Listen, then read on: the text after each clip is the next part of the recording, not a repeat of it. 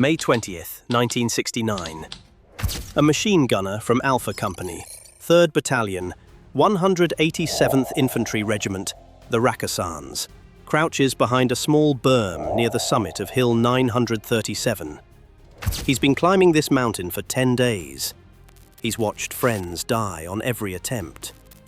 The slopes are stripped bare from napalm and artillery, churned to mud by rain and littered with the dead. He has every reason to stay behind that berm. Instead, he stands up, sprints directly into enemy fire and begins clearing bunkers alone. His platoon leader doesn't hesitate. He orders the rest of the men forward. Within minutes, they're standing on the summit of the mountain the Montagnard tribesmen called the Crouching Beast. The soldiers who took that summit had assaulted the same hill 10 times. 10 times up, 10 times driven back by machine gun fire, RPGs, and mortars pouring out of bunkers they couldn't see until they were on top of them. They called it Hamburger Hill because the men who fought there were ground up like hamburger meat. One sergeant put it simply, "Have you ever been inside a hamburger machine? We just got cut to pieces." By the time it was over, 70 Americans were dead, 372 wounded. Over 630 North Vietnamese bodies lay across the slopes. And 2 weeks later, the United States military abandoned the hill. The NVA walked back in unopposed. Senator Edward Kennedy called it senseless and irresponsible. The American public was outraged. And the men who bled for that summit were left asking a question no one in Washington could answer. But the story of Hamburger Hill doesn't begin on that summit. It begins in a valley the North Vietnamese had controlled for years, a valley the Americans had tried and failed to take 3 times before. And it begins with an NVA regiment that decided to stand and fight against the most elite Airborne Division in the United States Army. That decision would cost them everything. The A Shau Valley stretched 45 kilometers along the Laotian border in Toi Tien province. This wasn't just terrain, it was the NVA's highway. The western terminus of the Ho Chi Minh Trail fed directly into the valley, making it the primary supply and infiltration corridor into central South Vietnam. Every weapon, every round of ammunition, every replacement soldier flowing toward Hue and Da Nang passed through here. The Americans knew it, and they had tried to shut it down.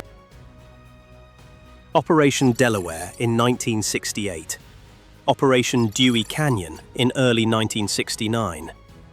Over 2,000 NVA killed across those operations.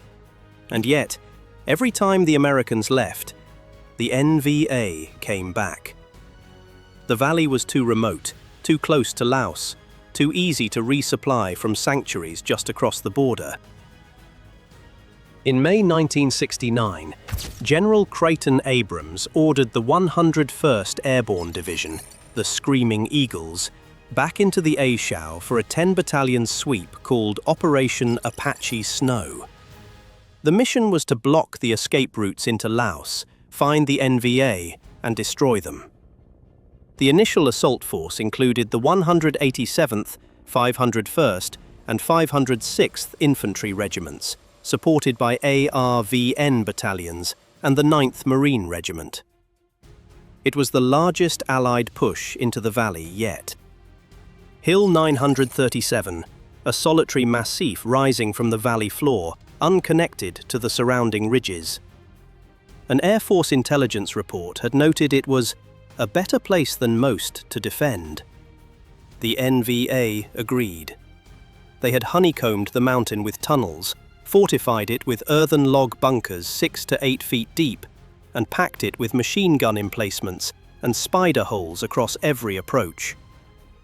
The 29th NVA Regiment, one of the most experienced units in the North Vietnamese Army, was dug in and waiting. But the Americans didn't know any of that. Lieutenant Colonel Weldon Honeycutt, commanding the 3rd Battalion, 187th Infantry, later said that no one in the High Command knew what to expect. Not division headquarters, not MACV. To the Rakkasans heading into those landing zones on the morning of May 10th, Dong Ap Bia was just another hill. It wasn't. On May 10th, the 3rd Battalion, 187th Infantry air assaulted into landing zones east of Dong Ap Bia. Bravo Company made first contact at sunset. A short, sharp firefight. Honeycutt ordered them into a night defensive position and told them to continue the attack in the morning. No one yet understood the scale of what was waiting on that mountain. By day 2, the resistance intensified. Sniper fire became concentrated automatic weapons fire. RPGs detonated from positions the Americans couldn't see until they were already in the kill zone. The 29th Regiment wasn't just defending, they had built a labyrinth. Earthen-log bunkers 6 to 8 feet deep with criss-crossing firing angles that exploited every slope. Spider holes that allowed a soldier to fire a burst and disappear back into the earth. Dozens of machine gun emplacements connected by tunnels running beneath the jungle floor. The mountain itself had become the weapon. On May 13th, the first major infantry push crested a key ridgeline under intense fire from camouflaged bunkers. Casualties mounted. That same night, NVA sappers hit Firebase Airborne on nearby Dong Nai, killing 27 Americans. The enemy wasn't just holding the hill, they were attacking the bases supporting the assault. Then came the grind.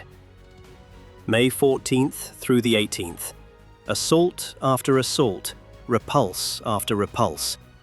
The Americans would push up the slopes, take fire from bunkers they couldn't locate, call in airstrikes and artillery. The jungle was so dense the bombs barely penetrated the canopy. Napalm stripped the vegetation, but the bunkers held. Monsoon rains turned the slopes to mud. Soldiers slid back down terrain they had already paid for in blood. This is when the name stuck.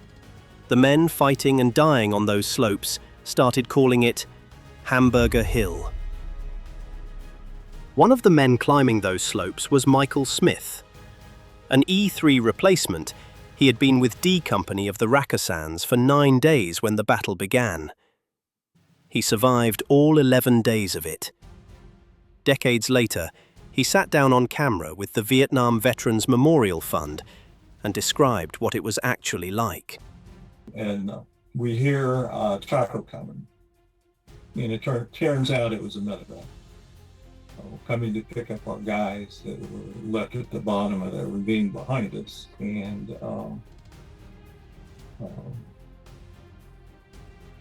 I wasn't looking directly at it at the time, but there was this big boom.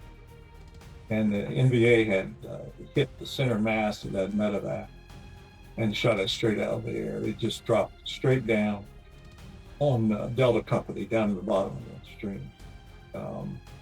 On May 19th, Jay Sharbutt, an Associated Press reporter embedded with the 187th, filed a story that would change the trajectory of the war. He quoted a wounded soldier. "That damn Blackjack won't stop until he kills every one of us." Blackjack was Honeycutt's radio call sign. The story hit newspapers across America. The next day, 1,000 troops from the 101st Airborne and 400 ARVN soldiers launched the final assault from multiple axes. The fighting was close quarters, bunker to bunker, spider hole to spider hole. And then the machine gunner from Alpha Company stood up, ran into the fire, and started clearing. His platoon followed. By afternoon, Hill 937 belonged to the Americans. The cost was staggering. 70 Americans killed, 372 wounded, over 630 NVA bodies found on the mountain. A Special Forces patrol on the Laotian side of the border reported another 1,100 enemy dead and wounded carried off during the battle. The 7th and 8th Battalions of the 29th NVA Regiment had been virtually wiped out. By every tactical measure, Hamburger Hill was a victory. But what happened next would turn that victory into something else entirely.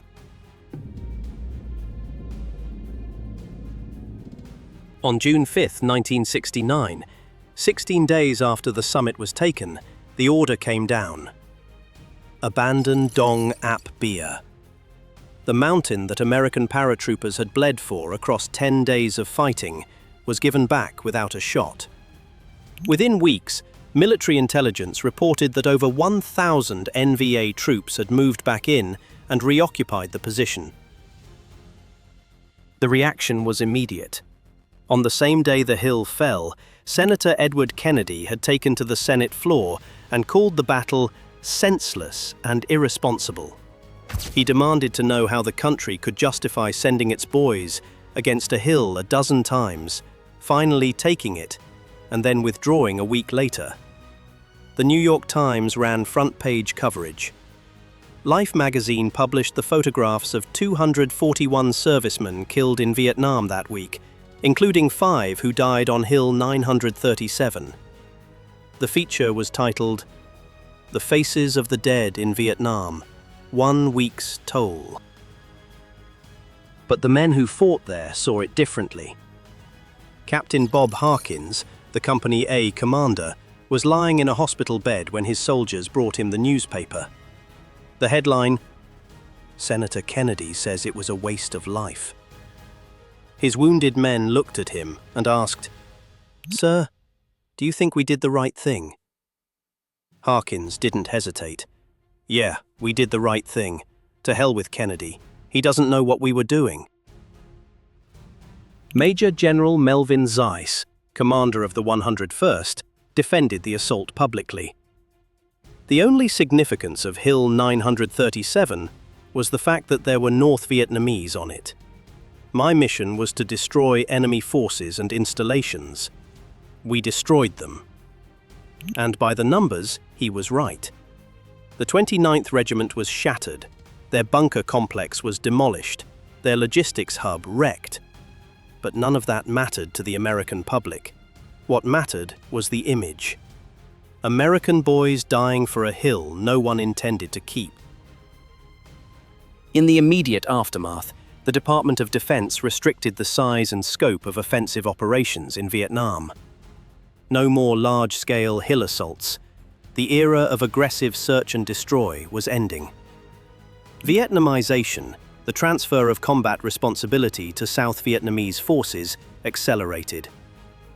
Hamburger Hill didn't end the war, but it broke something in the relationship between the American military and the American public that would never fully heal. The 29th NVA Regiment chose to hold Hamburger Hill. They had every advantage a defending force could ask for.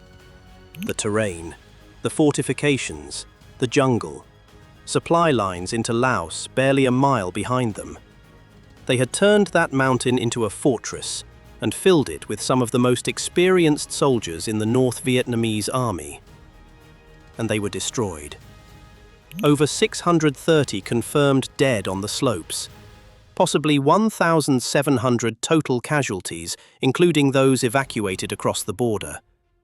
2 full battalions effectively ceased to exist.